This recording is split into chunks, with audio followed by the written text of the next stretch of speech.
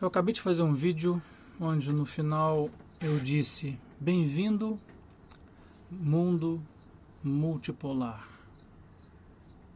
Bem-vindo, novo mundo multipolar sem a Ucrânia. Eu quero fazer uma correção. A gente não pode generalizar, né? A gente não pode querer achar que todo mundo é isso ou aquilo, porque as pessoas são diferentes. Isso a gente tem que ter em mente. A gente tem que ter em mente. Quando me refiro bem-vindo ao mundo multipolar, ao novo mundo multipolar sem a Ucrânia, eu me refiro exclusivamente sem a Ucrânia terrorista, sem a Ucrânia de agora, sem a Ucrânia com esse governo fantoche nazifascista. Ou seja, uma Ucrânia normal, uma Ucrânia civilizada, uma Ucrânia digna de ser Ucrânia, e não isso que está aí.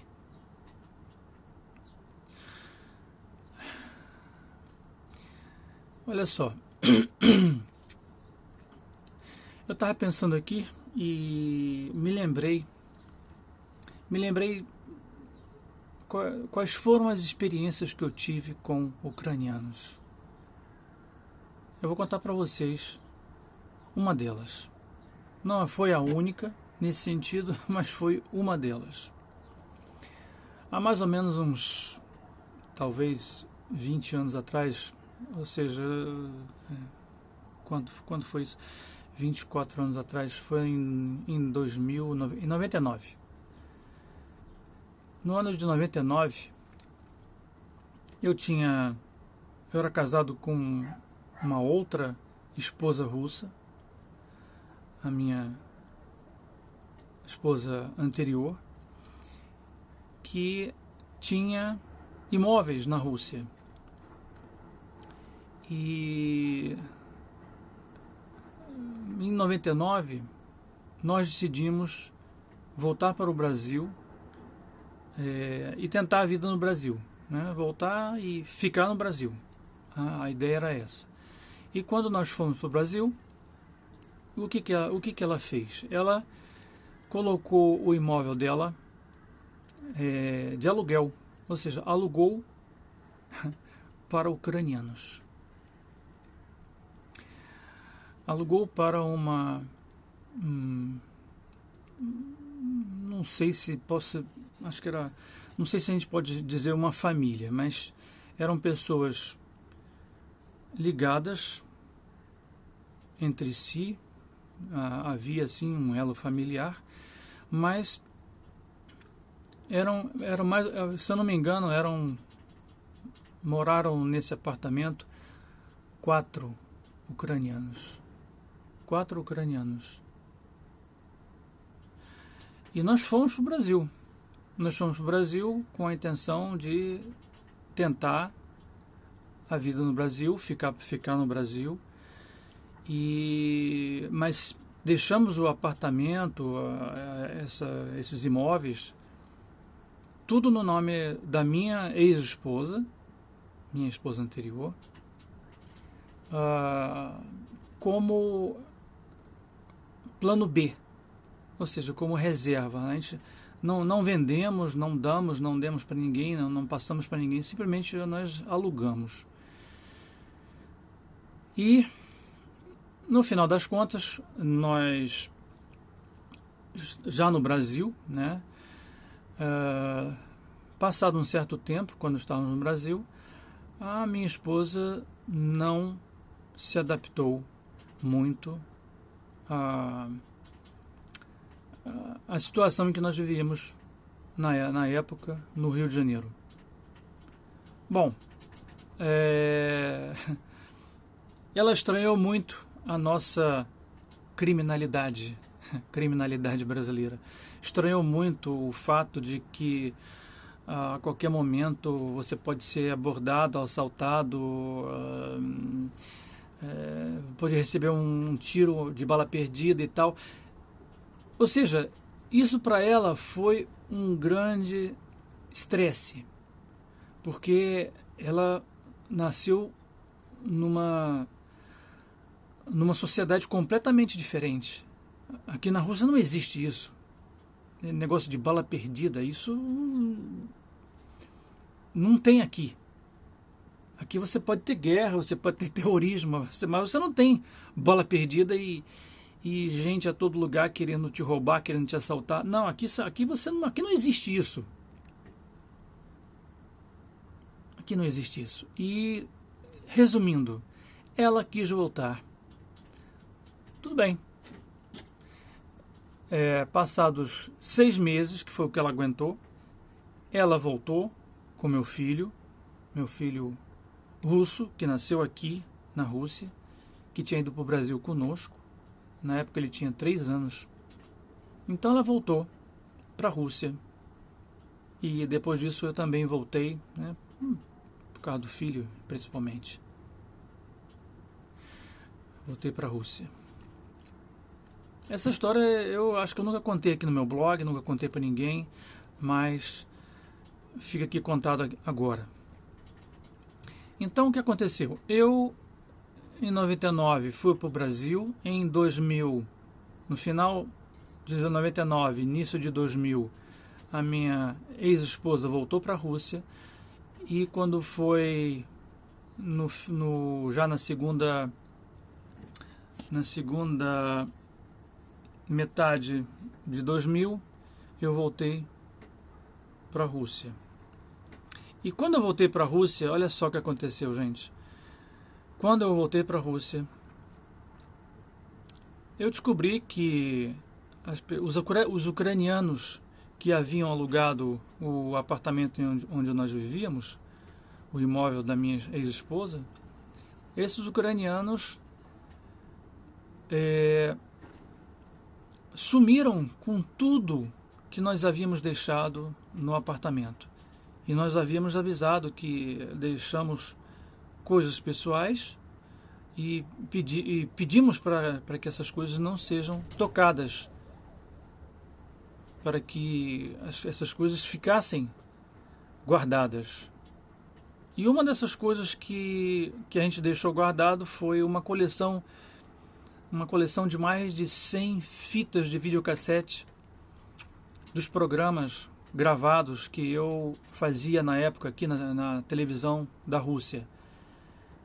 Eu, durante vários anos, durante 8 anos, eu trabalhei numa TV a cabo, onde eu tinha o meu programa pessoal, autoral. Era um programa musical, eu era o apresentador do programa. E no meu programa eu apresentava videoclipes e entre cada videoclipe eu fazia uma intervenção, fazia um comentário, conversava com os telespectadores por telefone. Ou seja, era um programa de tipo lazer, um programa de diversão, um programa de descontração. E era o tipo de... Era assim que eu trabalhava na época, né? Eu era apresentador de televisão. Por isso que eu tenho aqui o nome de DJ BD aqui no vlog do BD. E esse foi o meu primeiro nome, meu primeiro, como se diz, nome, a forma como eu me apresentava, né, no meu programa. Eu era o DJ BD e o programa se chamava Mauro Night Club, Mauro Night Club, MNC. Então eu tinha uma coleção enorme, na própria TV tinha mais de 1000 cassetes. E eu guardava em casa em torno de uns 150 a 200 fitas de videocassete VHS. Aquelas fitas enormes, né? Aqueles trambolhos que hoje já não existe mais, ninguém mais usa. E aí quando eu voltei, eu descobri que esses ucranianos haviam vendido as minhas fitas. Sumiram. Eles venderam tudo que tinha de valor. Tudo que nós deixamos no nosso apartamento, que nós pedimos para que eles não tocassem o dedo, eles venderam tudo. Eles acho que pensaram que a gente não ia voltar mais e que tudo que estava guardado lá já não servia mais para ninguém e ninguém ia mais procurar, né? Mas não, nós voltamos e nos deparamos com essa realidade infeliz, digamos assim. Ou seja, 6 anos eu trabalhei na TV de 80 não, foi mais do que isso.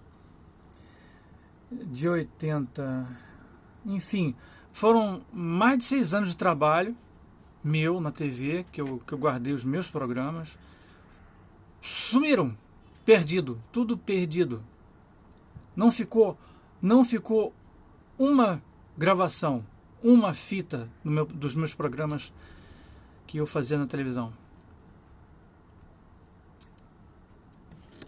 E isso foi uma das minhas, foi a minha primeira mágoa, como vocês queiram chamar isso, né? Mágoa ou ressentimento com relação a ucranianos. Podiam ser de qualquer outro país, não só ucranianos. Acho que isso não faria assim tanta diferença. Mas eu, sinceramente, eu senti na época, na minha conversa com eles, no meu relacionamento com eles, eu entendi depois de tudo isso, eu entendi que tipo de caráter tinham esses ucranianos. Que eu também não posso generalizar, né? Eu não posso dizer que todo ucraniano é igual.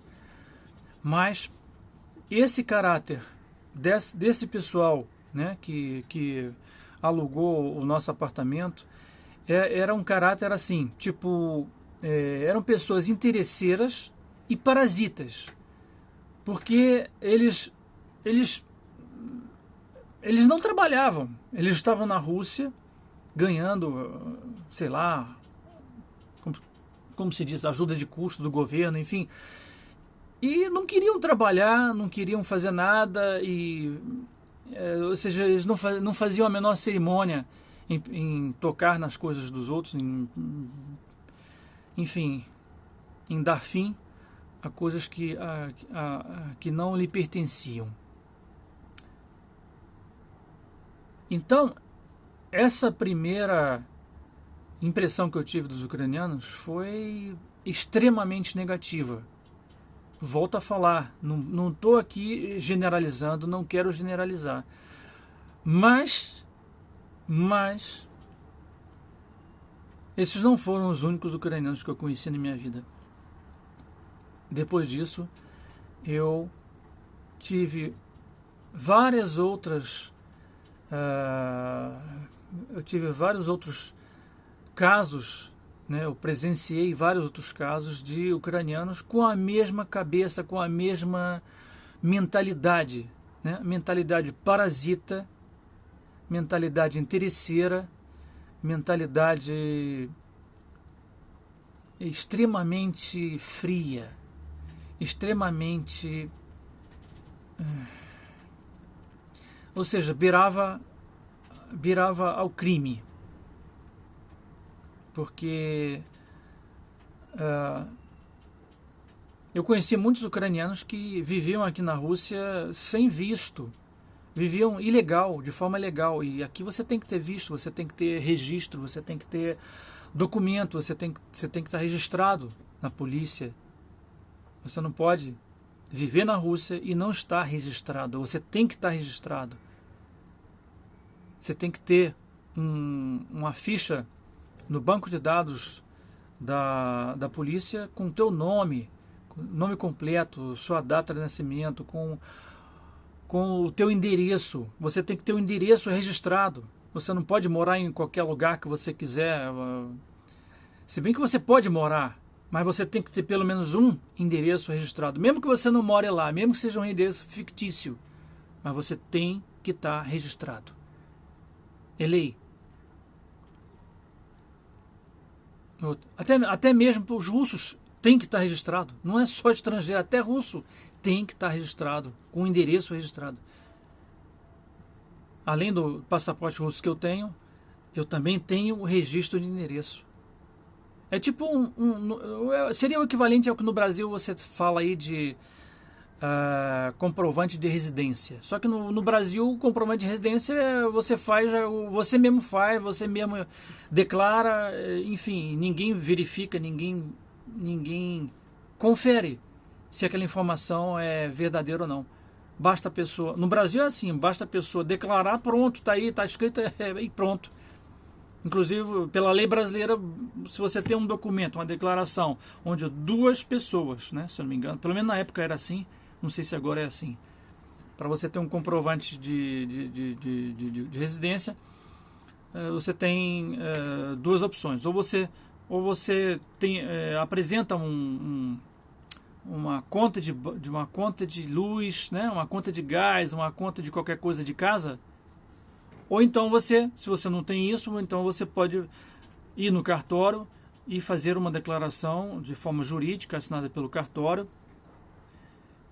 onde duas testemunhas dão o testemunho de que você existe, de que você tem o nome tal, o número tal do passaporte, o teu RG, etc, etc, e mora no endereço tal, né? Isso já basta para você ter um registro de residência no Brasil. Aqui não, aqui você tem que estar registrado na polícia. Não é em cartório, é na polícia. Então a polícia tem o registro de todo mundo. E quem não está registrado, está ilegal. É pego na rua sem registro, é deportado. E aqueles que terminam o prazo de validade do registro, se você está aqui como estrangeiro, tem o registro, mas a validade acabou, você também é deportado.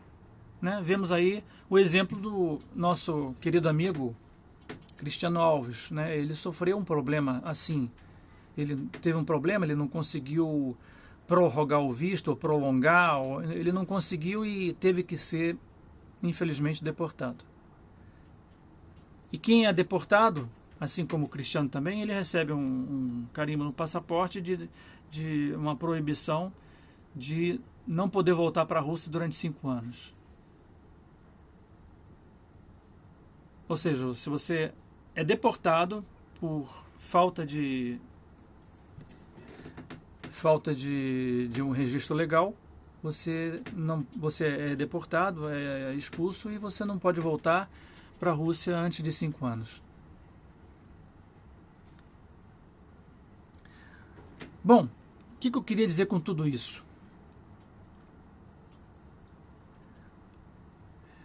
Eu queria deixar aqui bem claro, tá? Quando eu digo bem-vindo, novo mundo multipolar sem a Ucrânia, eu estou me referindo sem a Ucrânia terrorista, sem a Ucrânia com essas pessoas que estão aí no poder, sem a Ucrânia vendida ao Ocidente, vendida aos Estados Unidos, à União Europeia, ao Otanistão, sem a Ucrânia fascista, russofóbica ou russófoba.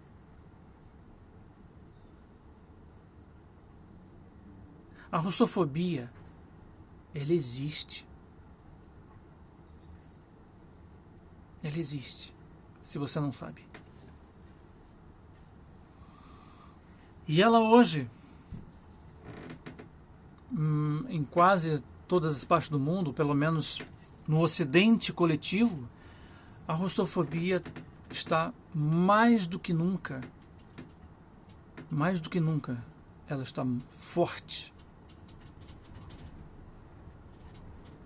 Ela está muito forte.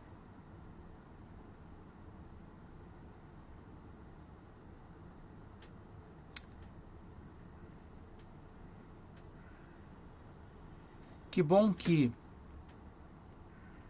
nem todos compartilham de ideias fascistas, nem todos compartilham do nazismo, nem todos compartilham até mesmo dessa ordem colonial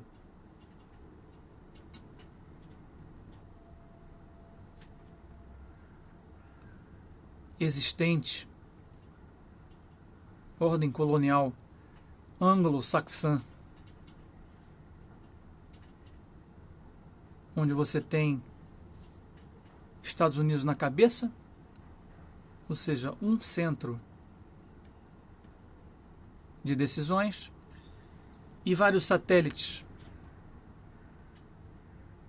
que estão ali só para fazer o fundo, fazer figuração, né? Que é o caso do Otanistão. Todo mundo ali, né, no Otanistão,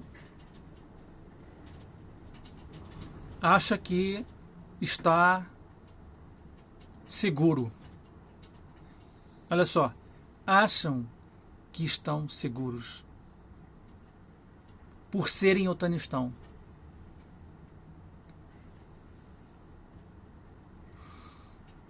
O que eu penso disso?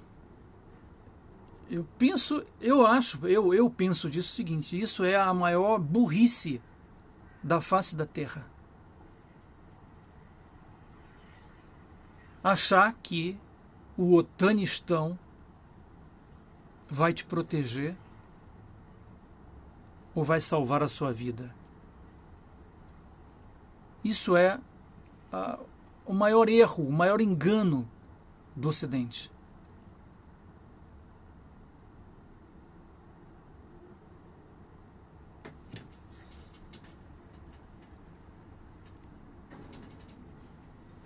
E maior ainda, para não dizer que esse é o maior erro do Ocidente, maior ainda, maior erro do Ocidente é ter mexido com os russos.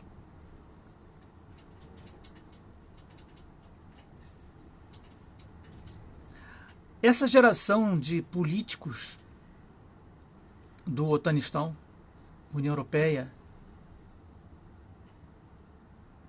Estados Unidos, Departamento do Estado norte-americano, ou seja, essa geração de políticos, entre aspas,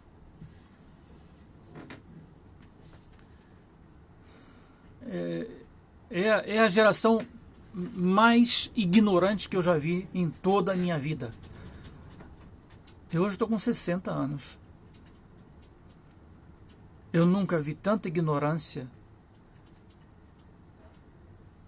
tanta prepotência, tanta hipocrisia quanto eu vejo hoje.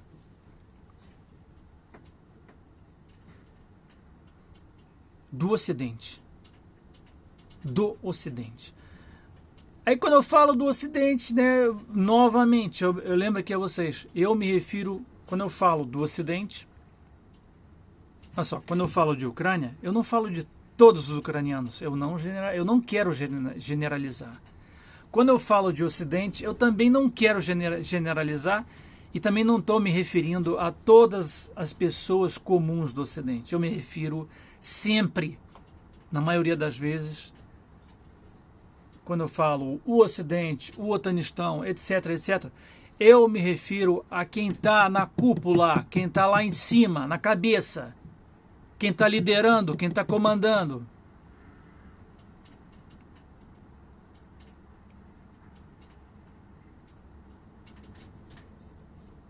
Quem nós elegemos. E às vezes nem só quem elegemos, porque tem tanta gente ali que ganha o cargo de graça, sem qualquer tipo de eleição, e ainda querem chamar isso de democracia. Ou seja, hipocrisia total. Hipocrisia do começo ao fim. De ponta cabeça.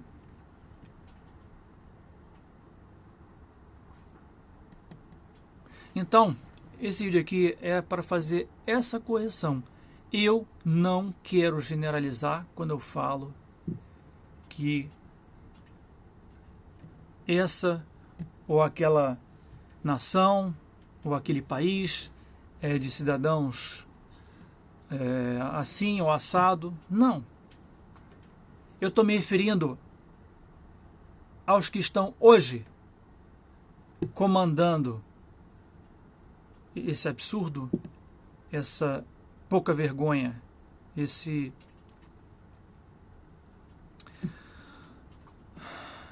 teatro do absurdo que nós vivemos hoje. Por isso, eu tenho certeza que essa época está chegando no final, essa hegemonia americana já não existe mais, né? Ela existe na cabeça de alguns marasmáticos, né? Que ainda estão ali com as rédeas na mão, mas que vão soltar a qualquer hora.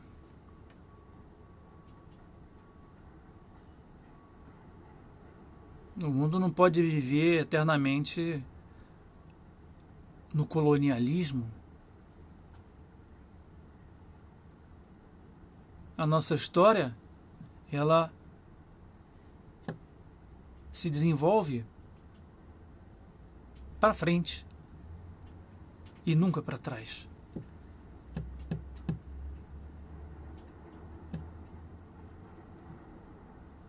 E agora, o sistema colonial americano, sistema hegemônico colonial americano, que já colocou todas as suas mangas de fora, está com os seus dias contados realmente. Felizmente isso vai acabar, eu não tenho a menor dúvida, e é questão de tempo. É questão de tempo. Talvez meses, talvez anos.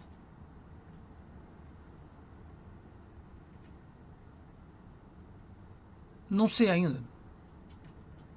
Talvez até uma ou duas décadas, não sei. Mas isso, essa civilização em que nós vivemos hoje, ela está no caminho da decadência, no caminho e está nesse caminho numa velocidade nunca antes vista. Essa queda, essa decadência, essa queda está ocorrendo numa velocidade nunca antes vista. E se nós não fizermos nada, se nós não tomarmos cuidado, essa gente ignorante do Otanistão, que está, essa geração de líderes do Otanistão, vai levar todos nós para o buraco. Todos nós. Eles estão provocando a Rússia, estão provocando de todos os lados, de todas as formas. A Rússia está só tolerando. A Rússia está tolerando. E além de estar tolerando, a Rússia está levando em consideração você, pessoa comum.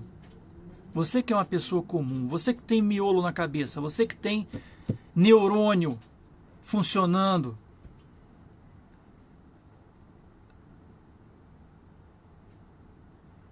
Você, os russos levam em consideração. Porque se não levassem em consideração você, o apocalipse já teria acontecido há muito tempo. Há muito tempo. Se não aconteceu antes, é porque nós temos um Putin segurando, né? Segurando a mão para não apertar o botão. E ele está segurando em consideração a você, pessoa comum. Pessoa que não tem nada a ver com essas lideranças políticas e governamentais de Araque, dessa geração atual dos países do Afeganistão.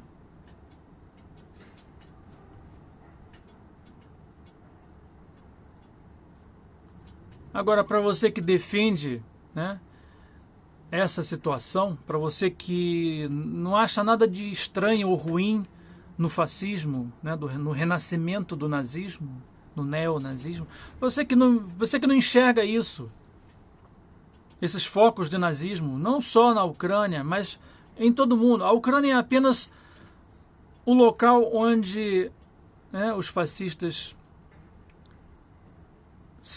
como se diz, encontraram, né? Encontraram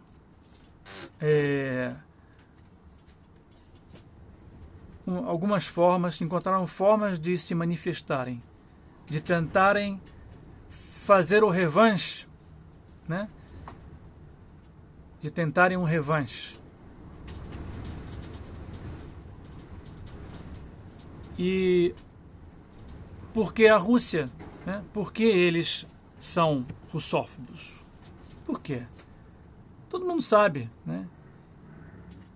Qual foi o resultado da Segunda Guerra Mundial? Alguém sabe aí a história real? Sem eu me referir aqui à história que é contada no Ocidente? Alguém sabe quem ganhou a guerra? A que preço ganhou? Alguém sabe? Muita gente não sabe. Muita gente sabe uma verdade fabricada, verdade entre aspas, fabricada pelo Ocidente, pelos americanos.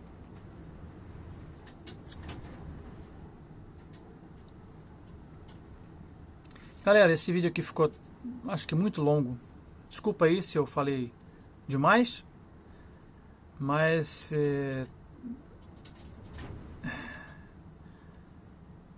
tem tanta coisa aqui, ó, engasgada, que eu ainda vou falar. Muita coisa ainda engasgada aqui, ó, muita coisa. E eu vou falar.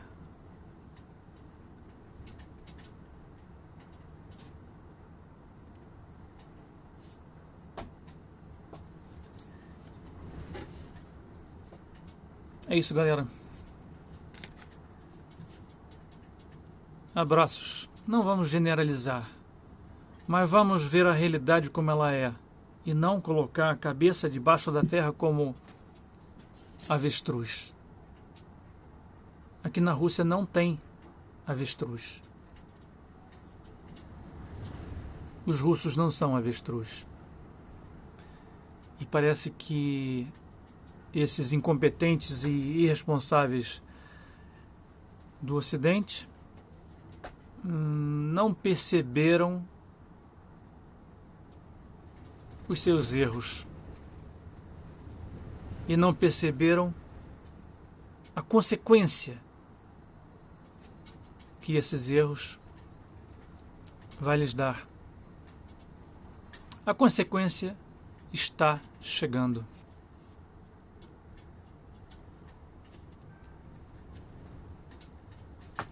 A consequência está chegando.